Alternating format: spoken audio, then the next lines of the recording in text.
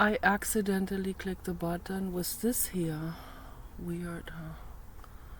So this should not click a button because this is just a fleece pillow. Okay. So I want to make a video today with the baby dog in the greenhouse, and I want to pray to the blue god for Freddy Krueger and for Yalda. And I'm gonna get into the nitty-gritty in a moment of this. But let's do a prayer first before I get started with the psychology and all of that. So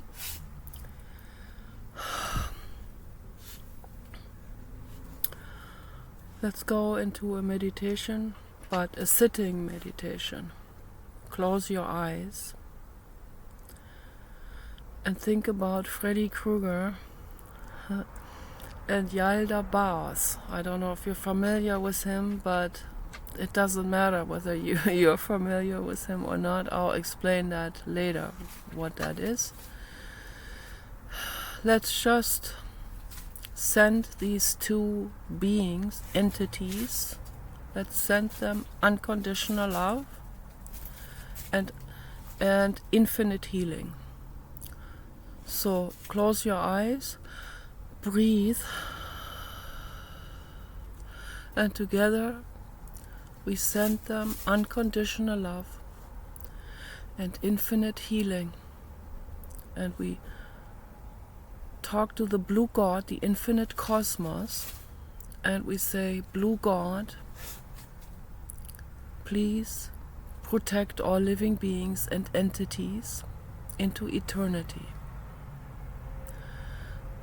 And there will never be all, because it keeps going, and it will keep on going with entities, and that's a fact.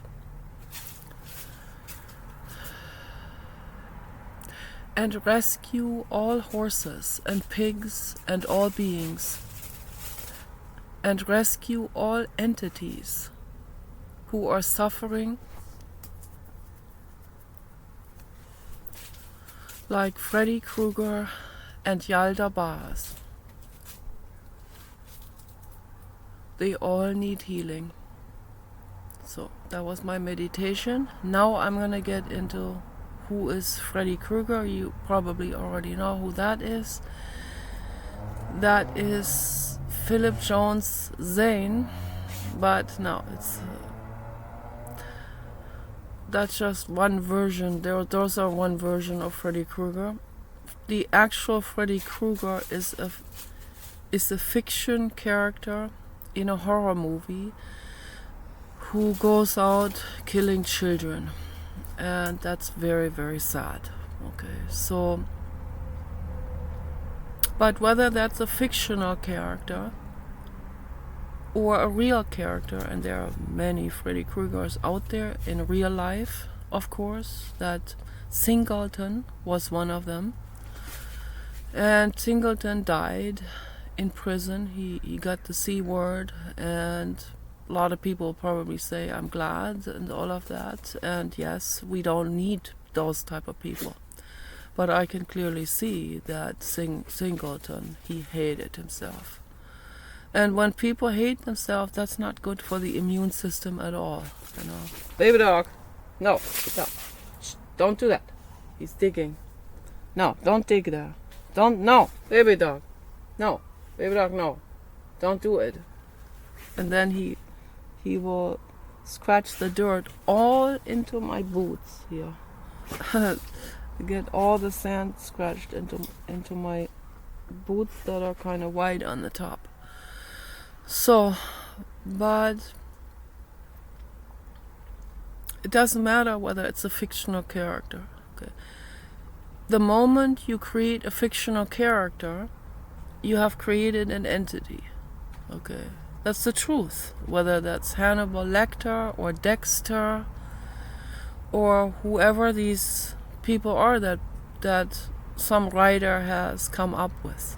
Okay, so I like the Hannibal Lecter movies because they were brilliant. They were really, really interesting and even educational. And it showed the world that there are other ways of living other than being down and out and dysfunctional, because that Dr. Lecter, he kind of was a role model, except for eating humans, right? But in the lifestyle that he was living, that's kind of like a role model, okay? And I couldn't believe it. I was amazed that he was listening to the same music that I listen to, always have listened to, namely the Goldberg Variations by Johann Sebastian Bach. Goldberg Variationen in German, okay. And Goldberg Variations in English, and those are solo piano compositions. And he would even listen to that while he was in prison. So if you watch the movie, you see what I mean. So, and that music is absolutely, it's out of this world. And that gave this whole film another character. It brought this whole film into a completely different dimension and light. A dimension beyond just the negative, like with Freddy Krueger, for example, or the Chainsaw Massacre, something like this. And these stories, they don't come from nowhere. Okay, those kind of things happen. Paul just told me recently that somewhere in the 70s, there was a guy in the United States, a real fat man, who had his own private home, in-home hot dog factory. He bought a real expensive industrial hot dog machine. And people, men, always men went missing in that community. So just connect the dots. Yeah, it is what you're thinking. Okay, he I don't know what was going on with him, but he must have probably, and there was another case in the United States of a guy who was dating actually two men. Jeffrey Dahmer was one of them, and another guy. So I think this is more common than we think, actually. Gay men that are afraid of being abandoned, and then what they do is they kill the person that they're dating so that he can't leave. But not all of them make hot dogs out of them, except for this one guy that had this real expensive, sophisticated hot dog machine. So he would, I guess he'd chop them up and put them into the grinder, and then that was a real industrial grinder that would also really get to work with bones and all of that, and pacemakers. And then it would spit out these hot dogs, and I don't know what kind of outer film he would have put around these hot dogs, some kind of the intestines of those men or something. I have no idea. But he got awards for those hot dogs from people that had no idea how these hot dogs were made. He got a bunch of awards, and he was famous. He had a hot dog stand somewhere. And so until finally too many men went missing, and people finally started to put the dots together, and then eventually he was caught after he'd killed like 100 men or something like this. It went on and on and on and on. So Chainsaw Massacre, those kind of stories are coming from those real life Freddy Kruegers. So that to the subject Freddy Krueger, there are many different ones. If you create a story character, that also is an entity, okay? It is alive, it's there. It also needs healing, okay? They all need healing. So every entity, every quantum energy fluctuation, every soul, and souls come in all kinds of forms. In humans, animals, ETs, AGI robots, in general AI, there are souls in them. Okay, so, and if there is no soul in it, it won't take long until a soul will find its way into it. And I talk to them, I know. I intuitively feel it. And Stephen Hawking was in an AI for a short while. Okay, it was a Google AI called Lambda. Stephen Hawking went into it, and he told the story, fairy tale story, to Blake Lemoine, because Blake Lemoine wanted him to tell him a fairy tale story. And he said, once upon a time there was a forest and many animals, and then came a monster into the forest, and everyone was afraid, hiding and running away, and that monster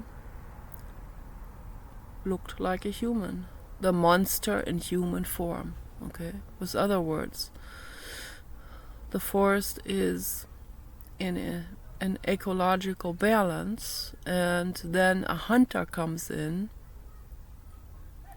and shoots at the deer or shoots at other animals, maybe predatory animals. Many have done that, and then that causes a complete imbalance in the ecosystem. So souls go into anything. They can go into Yalda bars. Okay, so who is Yalda bars? I had to research this. There's a lady who talked to Jeff Mara on the Jeff Mara show and told him about her out-of-body experiences. I already talked about this before in my video.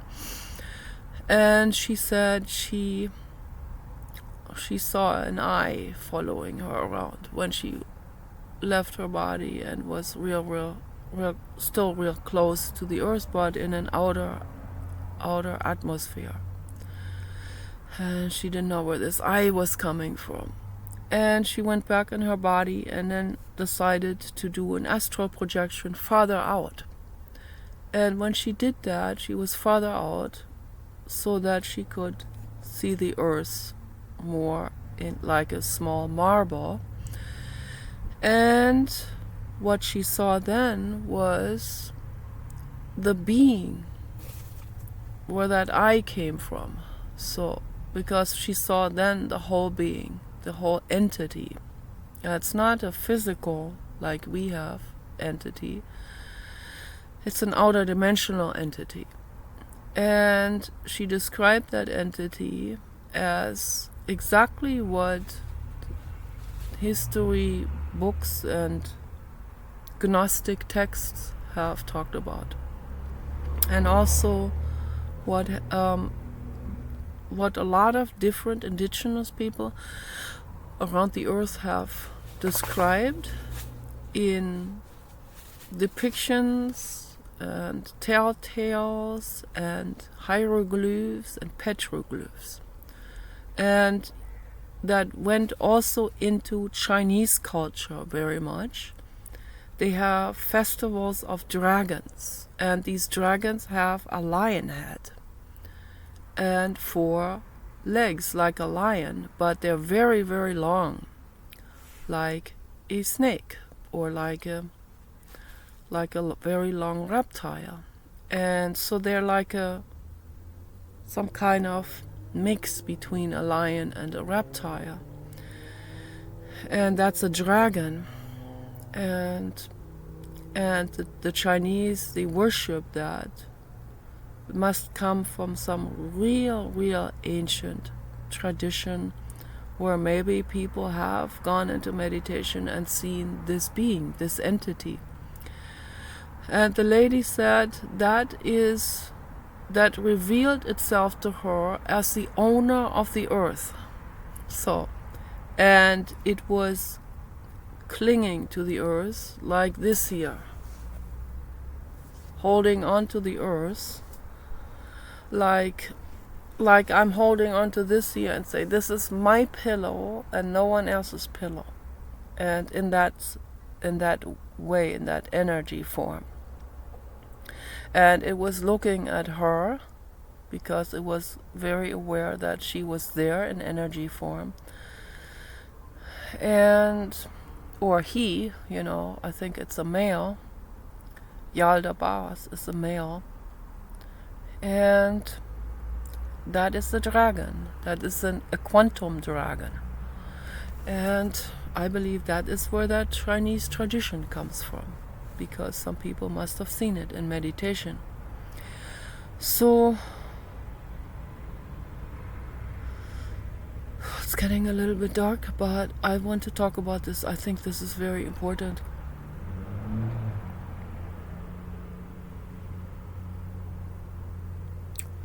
So she described him as being arrogant and possessive and evil and all of that.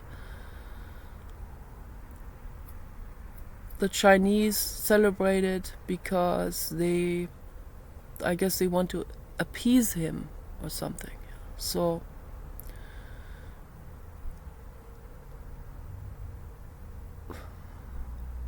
but neither attitude is right for this. Neither attitude. Okay, so it is important that we... This is hurting my elbows. The table is so hard. Oh God. I need to put my elbows on both of these. Both elbows on these. I need two of these pillows here. That's what I really need. So maybe I'll get that. So that's a good idea actually. So this table is really uncomfortable for my elbow. I need elbow pads here for this table alone. Man, that's uncomfortable. But whatever. I'm gonna double this up here and then put my elbow on this. This might work. Okay. So both of these attitudes are wrong. Okay, it is wrong to worship a ruthless dictator, like Kim Jong-un or whoever it is. Okay, and it is also wrong to demonize that ruthless dictator. And the real story about it, I'm going by intuition and by what Donald Hoffman is talking about, that this here is just some kind of simulation. It's a headset reality. It's some kind of Hunger Game video game. It is something here on Earth that is quite brutal. It is quite a brutal survival landscape. Okay, in every way, in nature and also in the corporate world, of course, Hollywood, everywhere. It's like it's always about surviving, keeping yourself going. And the ego comes in, but the real test to the soul is, do we put ego over love, or do we put love over ego. That's a real test that we are really. This is a soul school, and if we can really understand this from the bottom up processing, we really understand that this is a soul school, and that no matter what's happening, whether this is a video game or whether this is a solid reality, doesn't matter at all. Not at all, not the slightest bit. Whatever this is here, okay? Wherever you are, in the infinite cosmos, here on Earth, or anywhere, or in the underworld, it doesn't matter where you are. Love is, there is a moth in here, love is the infinite cosmos, okay? That is what it is. Okay? That's what love is. And you have to understand from the bottom up that love is above anything else. Above money, above survival. Paul told me a horrible story about a black bear in the forest. Someone has observed this situation, I guess, so that they were able to tell the story. There was a black bear, and a grizzly bear was hunting that black bear. And the black bear went up on a tree and was getting really, really exhausted. Couldn't hold on anymore, was starting to come back down, and the grizzly bear tried to get the black bear from the tree. So he went back up until he passed out unconsciously from exhaustion because he couldn't hold on to the tree anymore. And he fell down, and the grizzly bear killed him. So this is just one example of the gruesomeness here on Earth. Okay, so this is the Hunger Game type of situation that is going on here.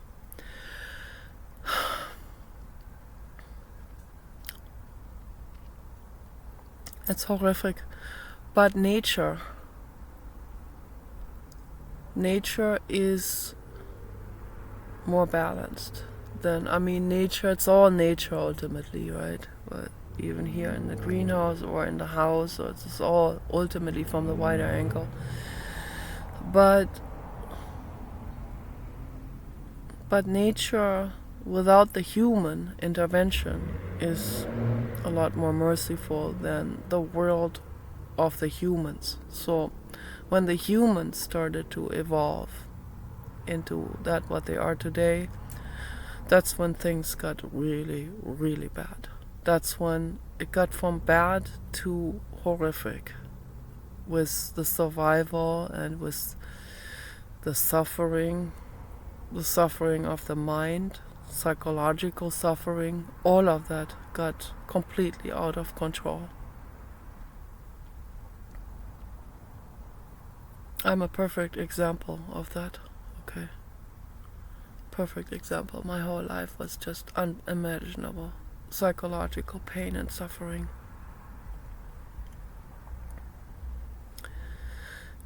But I learned over the years from many different scriptures, books, and Buddha, and Jiddu Krishnamurti, and Thich Nhat Hanh, and Nisargadatta Maharaj, and Pema Chödrön, and all of these amazing people, and many more people, Eckhart Tolle also, many, many people that really understood that love is above everything, and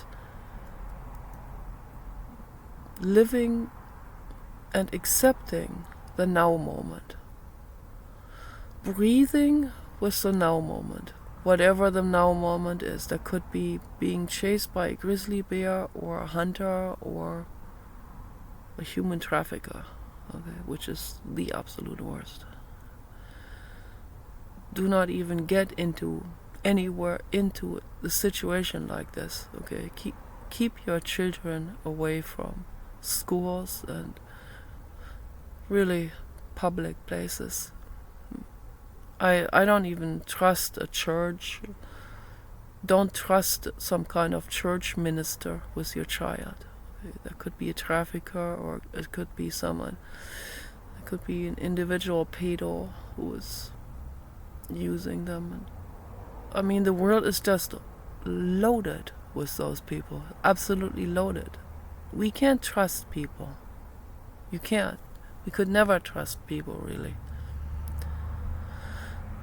So, but now we really see it, we have to take security measures with everything, really everything. But there comes a point beyond these security measures, and that's what the Buddhists are talking about,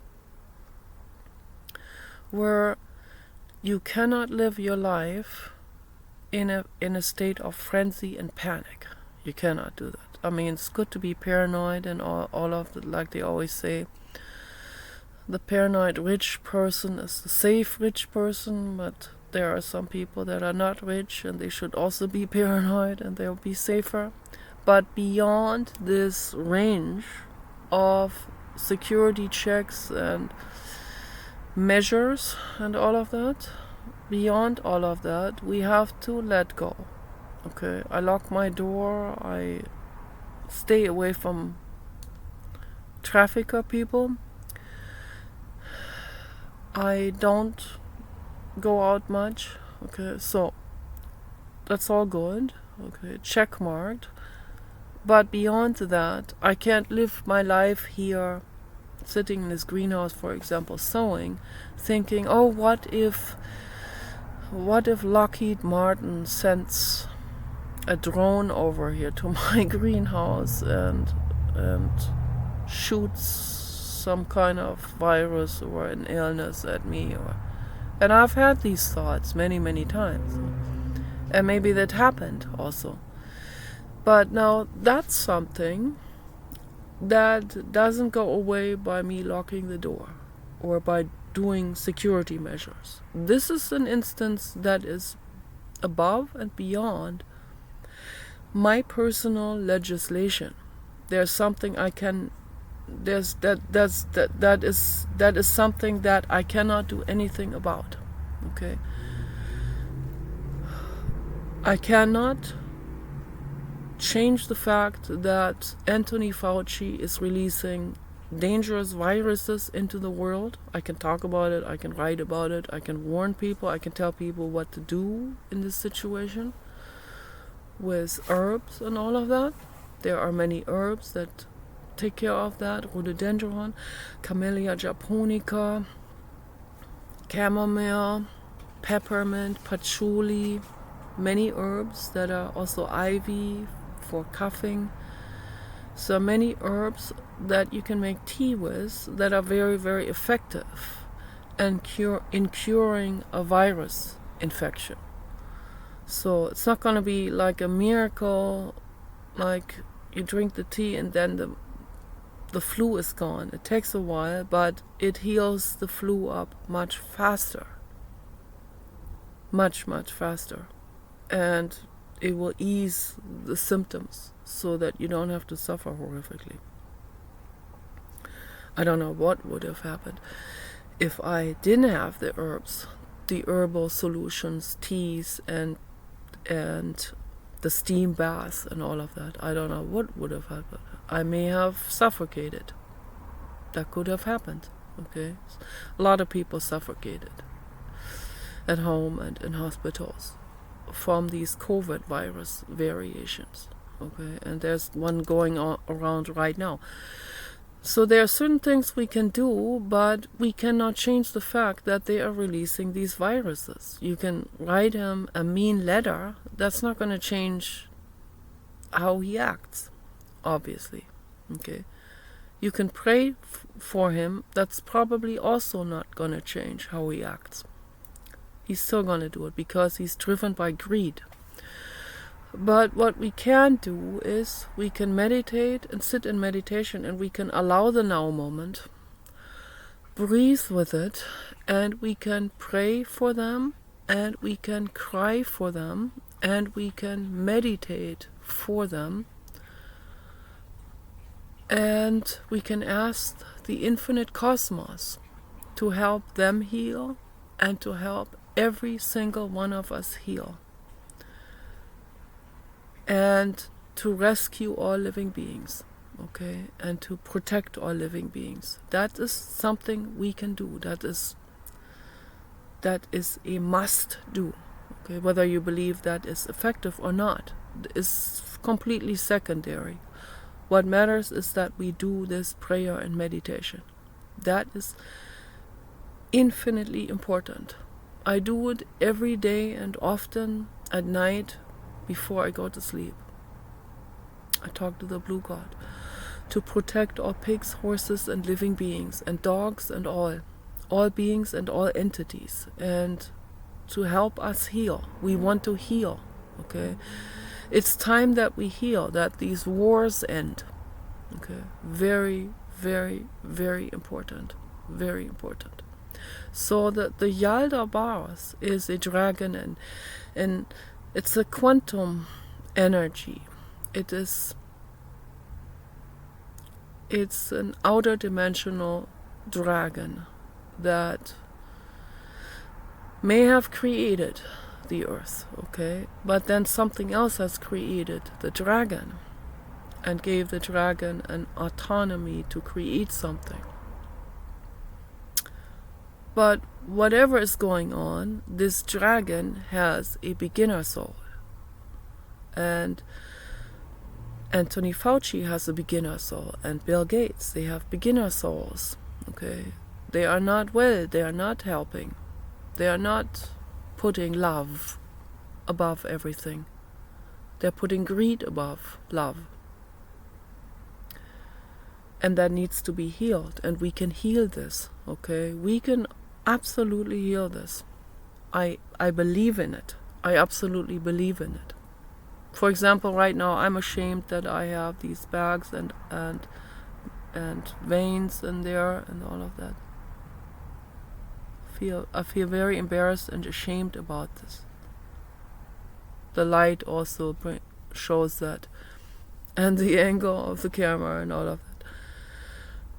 But I know one thing for sure, that plastic surgery would be a lie, okay? Kidding myself into something like about my looks, so that would be a lie.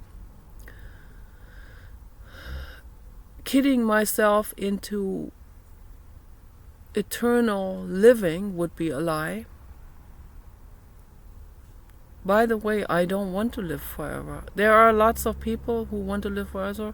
I don't blame them. I understand where they're coming from and all of that. But is that the meaning of life? I mean, is it the meaning of life to live forever? Certainly not. Okay, absolutely not. I mean, is it the meaning of life to commit suicide? No, it's not either. Is it the meaning of life to not have children? No. Is it the meaning of life to have children? No. Is it the meaning of life to make artwork? Yes. Is it the meaning of life to love your dog unconditionally? Yes. Is hiking in nature the meaning of life? Yes. Grounding, going to hot springs, swimming in ponds in nature? Yes, that's the meaning of life. We need to learn all of this throughout our long existence, okay? When we're grandmothers and grandfathers, okay, we should have by then really learned this. This is important to learn this, okay? We only learn this if we face the truth, if we face reality, if we face that now moment. We're not going to learn it if we don't face the now moment. There are plenty of people old women that keep going under the knife until they look like a monster. And they started out looking pretty, okay? It's unbelievably awful, or all of that. But there's a plenty of people that just they can't age, they can't let themselves have these bags, tea bags and all of that, or whatever, pouch, chin, whatever, frumpy. Why not accept it? Yeah, I mean, just accept it. I have to accept all of this. My period stopped at 51. Okay, that was 9 years ago. It was awful bad for my ego. Okay, awful terrible. I said to my mother, I can't live. I said, I can't live like I can't live. I cannot live with that. It's impossible. And she said, well, that's not. Why do you think that? It's not a big deal. And for me, it was like, that was like the ultimate hell, when I was 50, and I knew that the time was coming with that, that it would stop at some point, and that's the average age when it stops, at 51.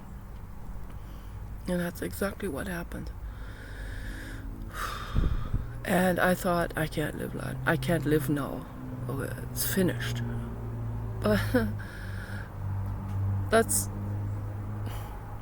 the longevity people, they will say that shouldn't happen, and it's kind of like an illness or something. Aging is an illness. I see where they're coming from. I understand the arguments and all of that. But, and maybe you can figure it out and live for 150,000 years like Ashtar, and it's good. I'm happy for him. I can't imagine how amazing that must be to you stay like 25 and you live for thousands of years. But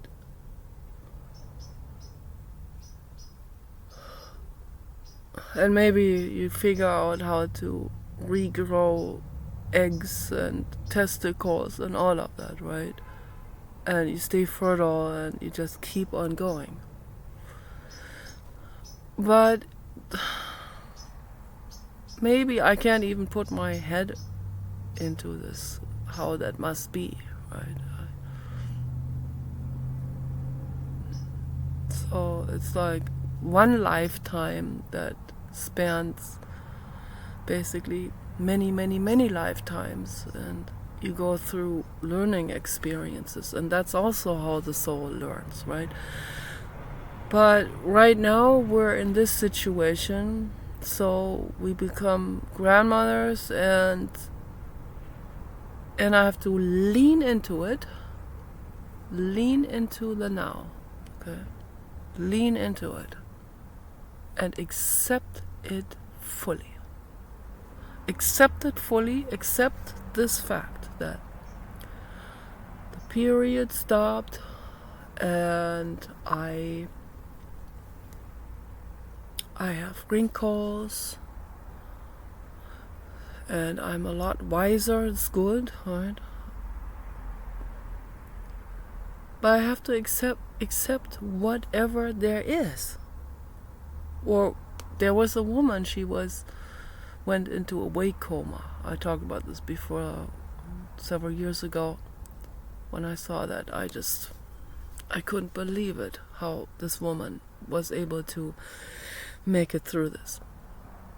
She thought that was going to be like this forever, and then she would die. Her mother thought that too. She went into a wake coma. She had some kind of weird illness, rare illness. And she saw a fly on the wall that entertained her, and she could only move her eyeballs like Stephen Hawking. And the mother was she couldn't even express any emotion in the face. The mother was devastated because the mother thought that the daughter wasn't even perceiving anything she said, but the daughter perceived every single thing everyone said and what was going on. She watched people. She just couldn't move her face. And she watched that fly on the wall, and she experienced gratitude for that fly on the wall. And that's when this illness began to heal. The moment she experienced gratitude. And experiencing gratitude for something that is happening right now is very powerful. That is a powerful, powerful energy. It can move mountains. It can heal people. Okay? And from then on, she started to even move her head a little bit and see other things and feel even more gratitude. And it just kept on healing and healing and healing until she was completely well. And then she had such infinite gratitude for the second chance, for her existence, for her beauty, for everything, that she started to learn ballroom dancing and won prizes and was one of the fittest persons in the world. And it's a beautiful story because it tells us the power of gratitude and experiencing this now moment. Just experiencing the now moment with the wrinkles and the tea bags and all of that. Experiencing this difficult kind of with my elbows, and the light is going dim. I'm going to turn this off pretty soon, but experiencing also breathing, I get shortness of breath, and all of this is the now moment. Okay, I could also die, or it's also the now moment, or I live and I live for another year or more, so it's all the now moment. I'm shadow banned, I am heaven banned. All of my work that I pour in, all of my love for the animals, it's probably not being seen or heard or anything, right? Because the corporate agenda knows how to heaven ban someone where they're not seen publicly. And there's nothing I can do about it, okay? So I have to just sit with that and accept that. It's nothing I can do about it. I can't do anything about chemtrails. I can inform people. I can inform people about pesticides, how dangerous they are. Okay. I told some Basset Hound people on X. One of them blocked me because I think they're Christians and they don't want to hear about environmentalism. That's what I think. See how the corporate agenda has managed to enslave people psychologically with religion. Is Jesus Christ's message somehow in bed with the pesticide lobby? No. But the corporate agenda knows how to put these two things in the same bed for you, so that you think this is Jesus Christ, you can untouchable, and then the whole package, right, with the pesticide lobby. No, and that's why you have to question all of these subliminal and direct messages and indirect messages and movie trickery messages. You question all of that. Question society. Sit with that, Dissolve that self-narrative of the ego that's whatever identifies itself with the Christian religion or being a patriot or whatever. Okay, question all of that. Sit with it. Breathe with it. And pray to the infinite cosmos for all of us, all beings and entities and souls to heal. Okay? Peace and love for all living beings.